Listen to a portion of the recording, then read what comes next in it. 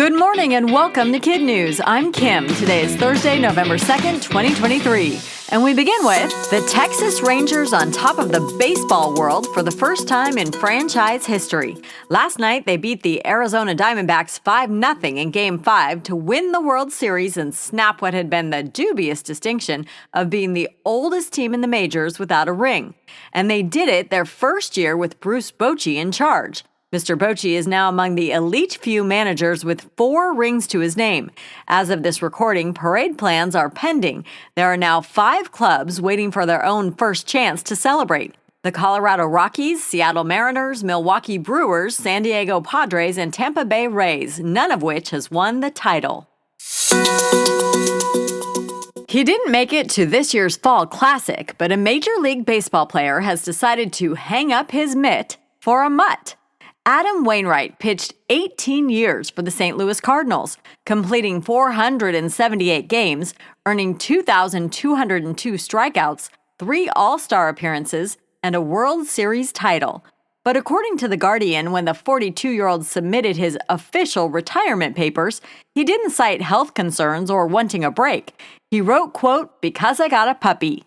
Adam said he promised his kids they'd get a family dog when he retired, and he officially became a dog dad during a ceremony before the team's final home game, when the Cardinals gifted him a Legato Romagnolo puppy. Adam's wife Jenny named the little furball Louie. Given Adam's strong pitching arm, we suspect Louie may have some serious fetching in his future. Everyone owns books, right? Apparently not. A survey from YouGov found that almost 1 out of every 10 Americans say they do not own a single physical book. Turn the page and you've got 3% saying they own more than 1,000. The survey showed those who own the most books tended to be older, wealthier, and more educated, but none of that mattered in how they organize them. 29% of book-owning Americans don't sort their personal libraries at all, but 22% arrange by genre or subject, 20% by size, 10% by author, 9% by title, and 3% by color. We may now know why California's angry otter was so ornery. Sea Otter 841 captured the national spotlight this summer when she terrorized surfers along the Central Coast, at least one of whom abandoned their board and saw it carted off by the mischievous marine mammal.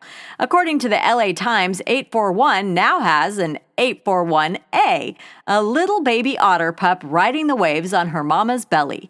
The pup's birth has not been officially confirmed, but wildlife authorities say the newborn could explain its mother's aggressive behavior, as sea otters can be moody when expecting. A U.S. Fish and Wildlife official is urging people to give 841 and her baby space to give the pair the best chance of survival in the wild.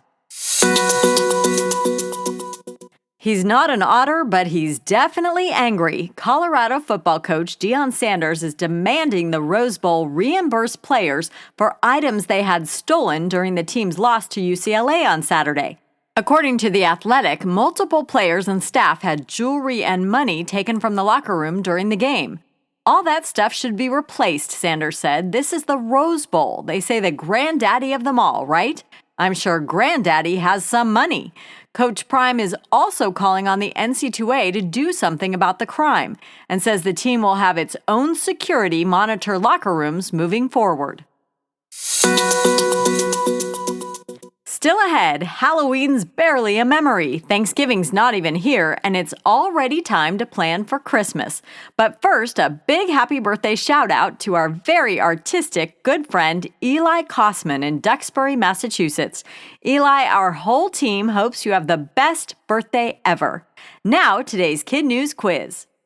Why is pitcher Adam Wainwright retiring from Major League Baseball?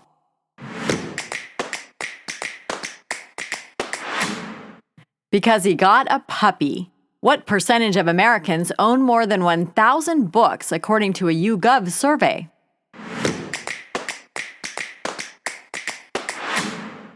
%. What is the name of California's surfboard-stealing sea otter that recently gave birth?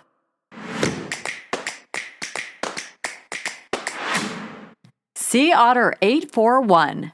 Where did Colorado football players allegedly have their valuables stolen?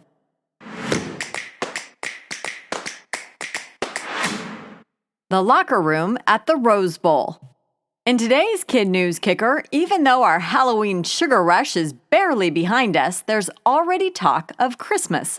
The tree for Rockefeller Center in the heart of New York City has just been chosen.